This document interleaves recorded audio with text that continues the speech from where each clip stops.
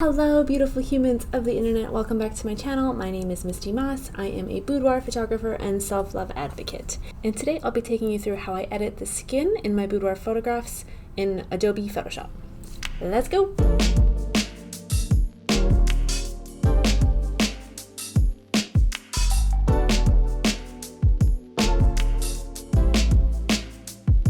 So today we're going to edit two different photos.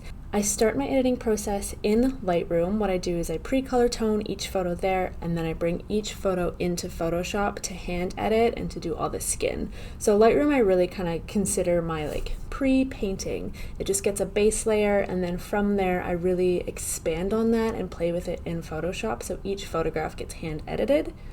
I think for a lot of new photographers, Photoshop can be really overwhelming. There's so many different options, and I think for that reason it gets kind of overlooked and underutilized, but I believe it's such a powerful tool and way more powerful than Lightroom, at least in my past experience. And the cool thing about the fact that there's so many different ways to use Photoshop, I know that can kind of seem overwhelming, but it also means there's so many different ways to do everything, and there's no wrong way to do it. So if you're feeling overwhelmed learning Photoshop, just know that there's no wrong way to do it. You can just kind of play and then experiment and go from there.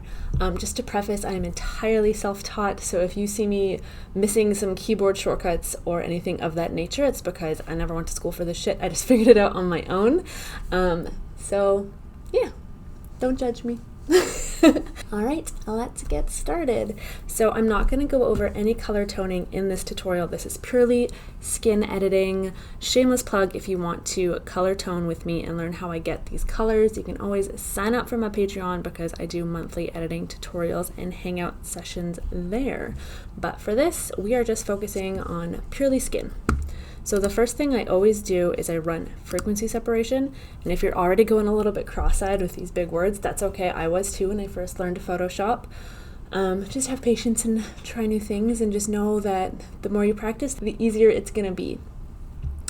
So frequency separation, the idea is you are essentially separating your image into a texture layer and a color layer. So you don't want to edit the texture layer too much or at all, because then your photo is going to look really edited, and you kind of want to avoid that. At least I do. I like my photo to retain a lot of texture and to look pretty natural and pretty seamless and polished. So for that reason, I love the fact that you can do frequency separation. This is not something you can do in Lightroom, and it's just such a huge pro and really makes your photos look super polished and professional. So to run frequency separation, I have this saved as an action. You can look up other YouTube videos on how to do frequency separation alone. It is a huge nerdy ass thing that you can look up, but here is how I have it saved just as an action. So I hit play on my action, and you separate the photo into two layers. So you create two new layers. You can rename them to be like color layer, which will be this first one, and then you can rename this one to be your texture layer if you want to. I'm lazy, so they're just background copy 2 and background copy, but your first background copy here is going to be your texture layer. Oh, sorry, your color layer. So what you want to do here is just go in to the skin and kind of make it so that the skin is just like a little bit blurry and you're kind of losing the texture a little bit, but not entirely. So because I have this already saved as an action, it automatically sets to 1.2 pixels, so it has about this much Gaussian blur, and I like this. This looks good to me, so I'm gonna hit OK. And then for your top layer, your texture layer, it's gonna be apply image, and these are the exact settings you want. So you never want to change this. It's always gonna be this. Scale 2, offset 128, RGB. Make sure it's set to the color layer, background copy 2, because you're kind of applying the image to that base layer. This is really nerdy shit, I know. But you can go in, and if you guys want like a whole video on frequency separation, I am not the right person for this. Like I said, I am self-taught. So what I did is I watched other YouTube videos, found out how they did it, and made an action. And I highly recommend that you guys do the same, because there are so many nerdy people out there making way better videos than I could ever make on the art and nerdiness of frequency separation. So these are just the exact settings. Write them down if you want to. Just go apply image, make sure it's that background copy 2, so that first layer here. And 2, 128, opacity 100%, just hit OK. And then the important thing here is just to make sure that you're changing this from normal to linear light, because this is normal unlike that's just gray. So you just got to make sure it goes to linear light. And that is frequency separation. So from here, if I zoom in, this is what my photo looks like. This is just normal. If I take off that texture layer, you can see it's really blurry and I'm just working with colors. But if I also take off the color layer, you're gonna see it's like super sharpened, like over sharp. That's just the texture layer bringing back that texture. Kind of like cancels each other out. All right, so now we're gonna edit the skin. So I never work with the top layer unless there's like a really big blemish I need to work with, but you should be able to do most of the editing on the color layer, which is exactly what you want to do. So I zoom in really close, at least 100%. I'm usually at 200 or 300. And from here, I'm just using the spot healing brush and I'm just clicking away any blemish that is on her skin. She has really nice skin, so this isn't going to take me very long. And the art of this, and my favorite part of using the color layer is you can kind of paint. So yeah, you can zap away all the blemishes, but you can also fix the lighting and really just make it look like this beautiful oil painting, while also maintaining the texture of the skin and making it appear realistic and not overly photoshopped. So I am just coming in here with a paintbrush at 20% opacity, and then I'm just brushing away any light inconsistencies, making things really blend. It's like blending your makeup, you know? You really just want to blend it. So what I'm doing is I'm hitting Alt and then I'm clicking to get a color sample near where I want to paint. And I'm just painting. And I do it a lot. Just click, sample, click, sample, paint. Sample, paint, sample, paint, sample, paint. Do-do-do-do-do-do. And like I said, her skin is great. So didn't need a lot. That was too much.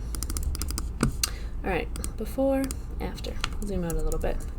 Before, after. So it's a nice subtle effect, but I really like it. So you can see she has really intense tan lines.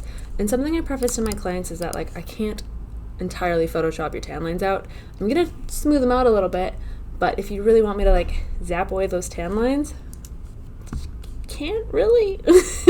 Like you can, it's just gonna take a really long time, and you charge for that. So now what I'm doing is I'm just using the patch tool and I'm just finding areas to sample from and kind of just like dragging the color into her tan line so that it kind of blends a little bit more, and that looks a little bit messy. So to smooth it out, I'm just going to use that brush tool and we're just going to smooth it out. Look at these tan lines. I think she went to the beach like a couple days before or something. I love this client. She was so sweet. All right, I'm not worried about the texture 100% right now because I'm going to apply something at the end that kind of adds a little bit more texture and smooths out skin inconsistencies. It's like my last step. So I am doing this knowing that I use Portraiture at the end. If you guys don't know what Portraiture is, it's a third-party plugin made for Lightroom and Adobe by Imagenomic, I think. Imagenomic, I can't pronounce it. And it's like pretty popular in the boudoir community and any like editorial, fashion, portrait, anything like that. Any photography like that. And it's really great. I do like it. I spent a long time not purchasing it, and I wish I had bought it earlier. I don't think it's a replacement for editing skin like this, which is why I do both. It doesn't really save me a lot of time, but I do really like the texture and how polished it makes my photos look, so I use both. You can also just edit your photos without using Portraiture if you would like to. I did that for like 4 years. Totally cool. All right, so we did kind of make that tan line disappear a little bit. So this is before, that's after.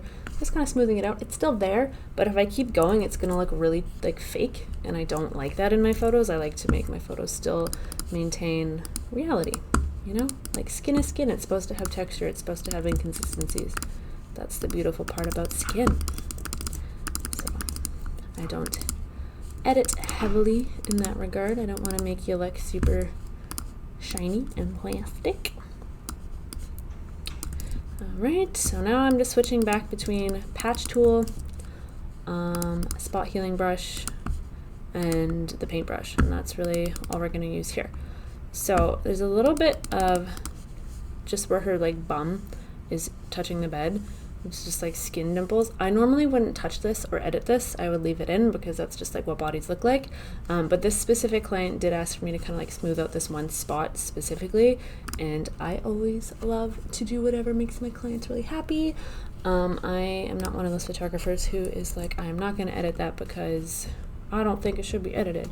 I'm going to suggest that we don't edit it, but if that is your preference and it is something that you want to do, I'm going to wholeheartedly support my client in however they want their photos to appear and however they are going to make them feel the best. So for that reason, we're going to edit it because she asked me to, and I do what my clients want. So I'm not going to edit it 100%, like I said, like with the tan lines. It's going to be a very similar approach where you're still going to see a little bit of texture and a little bit of skin, but I'm just going to kind of minimize it and smooth it out just a tickle. Just a tickle. Okay. Dun, dun, dun, dun. Now I'm brushing again. God, I hope this isn't boring, you guys. I hope you find this interesting. I love watching editing videos. It's kind of like photographer ASMR. I don't know if you guys feel the same. And like I was saying before, with Photoshop, there's so many different ways to do everything. Everybody does things a little bit differently, and I love that. I just find it so interesting.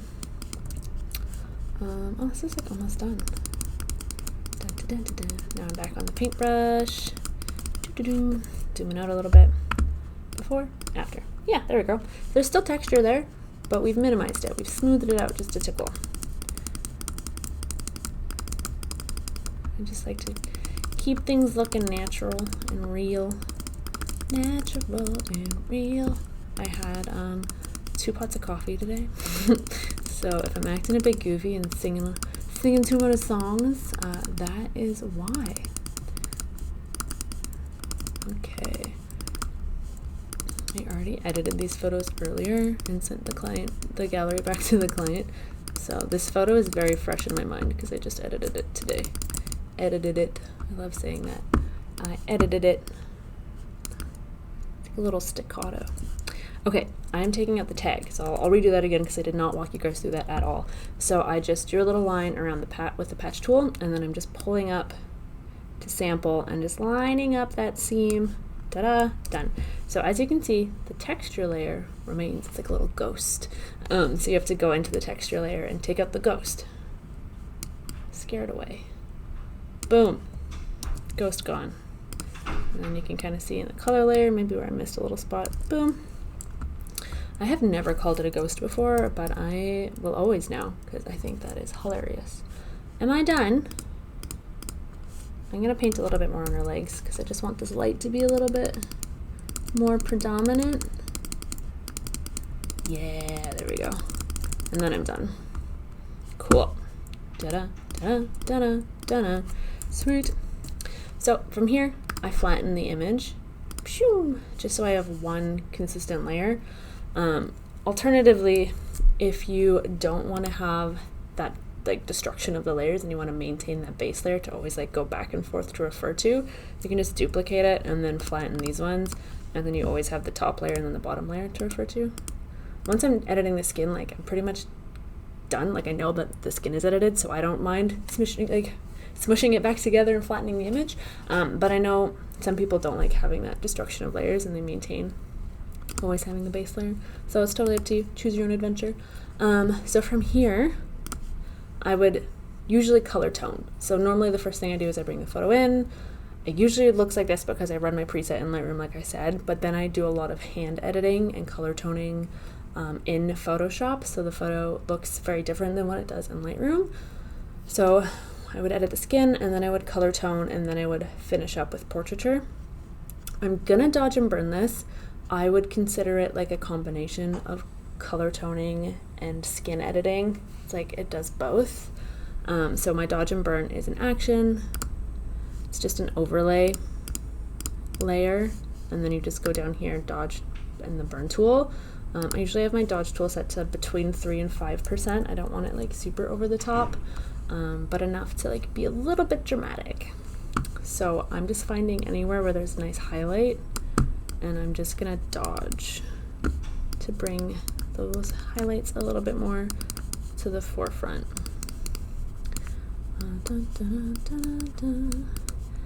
Her hair, just dodge her hair a little bit, her shoulder, her chest, this little curve of her back. Really like getting like the legs nice and highlighted. And then I'm gonna zoom in a little bit to her face, get a little more of the highlight, and then I'm gonna make this really small. I'm gonna start kind of just dodging the makeup. I find like that makes it really pop. My hair and makeup artist is phenomenal, so there's never that much to edit because I adore her. But you're just kind of enhancing it. Like I like to make the highlights pop a little bit more, the chin pop a little bit more, and then I'm just gonna kind of like do an overall, like a bigger brush, and kind of just like brush the highlights in her face a little bit more. And then this is before and after, before, after. And then I'm gonna burn, and then same thing, just kind of like burning along the outside where the shadows are. And then I'm even gonna, okay, like now we're getting kind of color tone gray area. I'm gonna just burn the background so that she pops out. I would consider dodging and burning also a part of the skin processing, because you're enhancing the skin and bringing out the highlights, which has a really big impact on the overall appearance of the skin. So I would consider it both.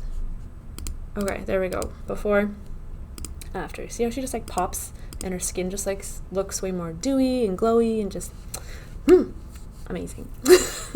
Okay, so from here I'm gonna flatten my images again, merge layers, and then I just like to look at the before and the after, before and the after. I like to check in consistently during a photo just to make sure that I'm not over editing.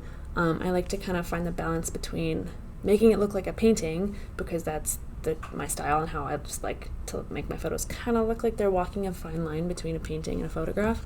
And I think dodging and burning is a huge part of that.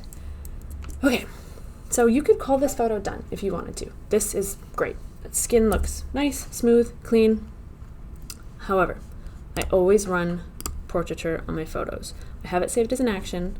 However, I will run it regularly for this one, just so you can kind of see what it looks like and how you use it.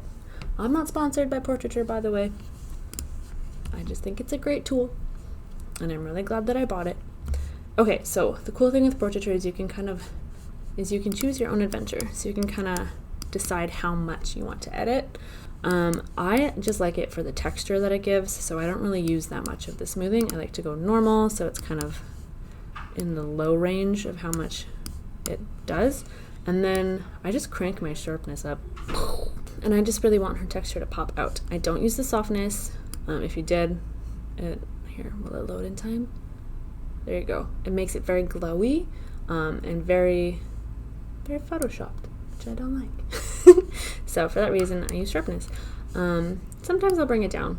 If I have a client who has a lot of wrinkles or is a little bit older, I'll go in and I'll bring the sharpness down, because it does enhance wrinkles in an unflattering way, but it also enhances skin in a really nice way. So you have to just kind of like decide what you want is best.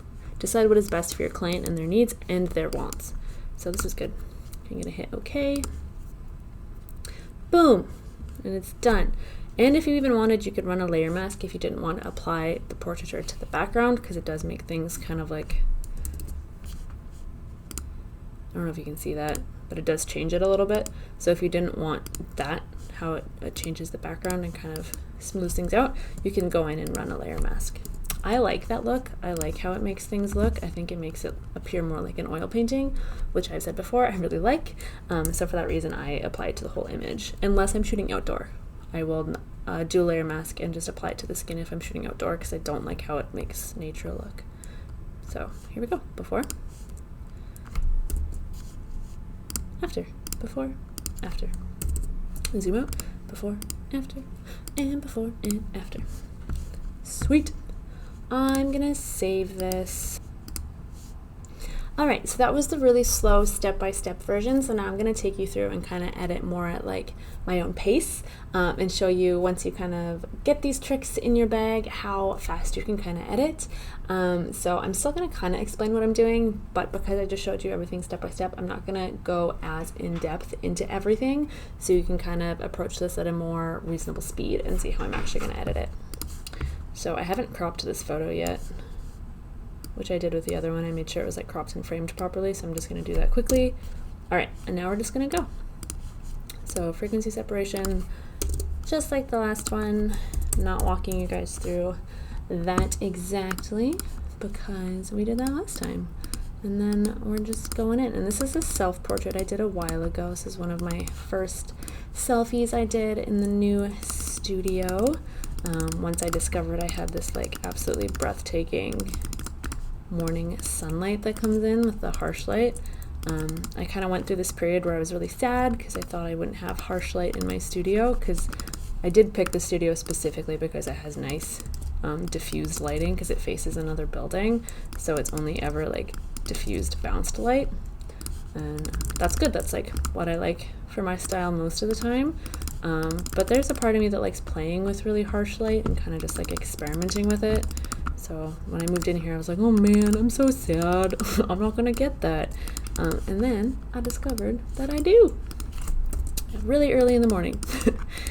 So if I'm here early enough to catch it, and I feel so inclined, I can wake up and shoot in this magical light. I'm loving it. How do I have so many bruises? What the heck?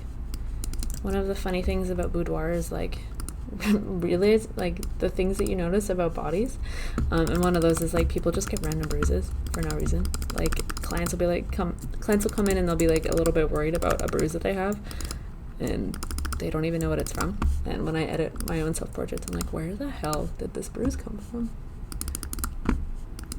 Funny things. So I'm just sampling and painting. Option click, brush. Click, brush, click, brush. I'm kind of taking this light and extending it a little bit more. I feel like we're good to move on to the face. I usually save the face for last, and I'm realizing that now as I'm showing you guys these, and I don't really know why. I don't know why. That's good.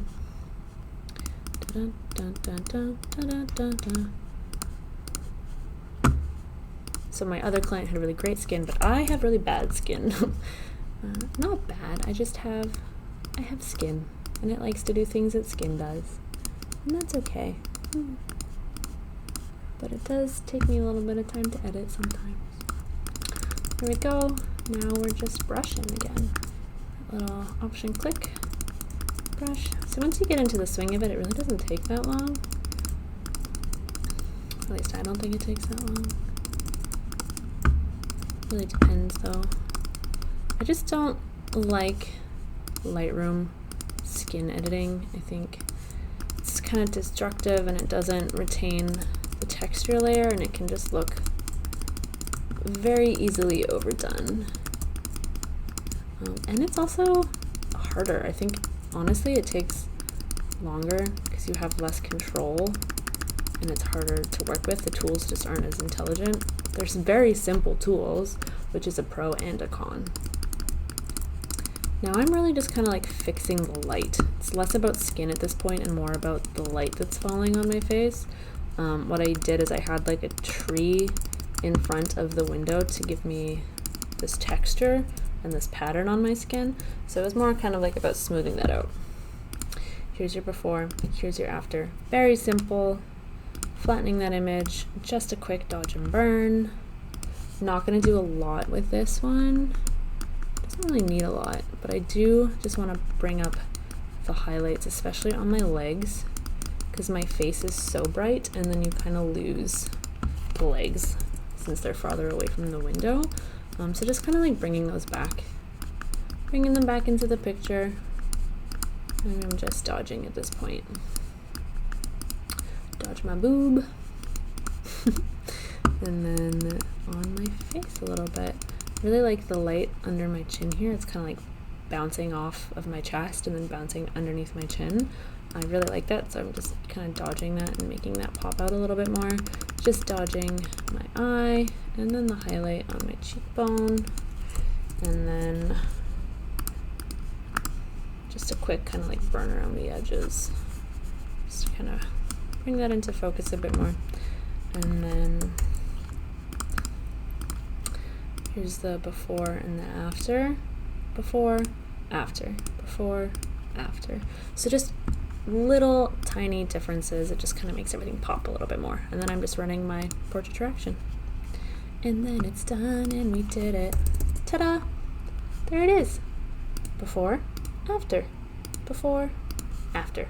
I just like how portraiture makes everything a little bit more sharp and just nice little texture and kind of gives like this nice little grain that I really like.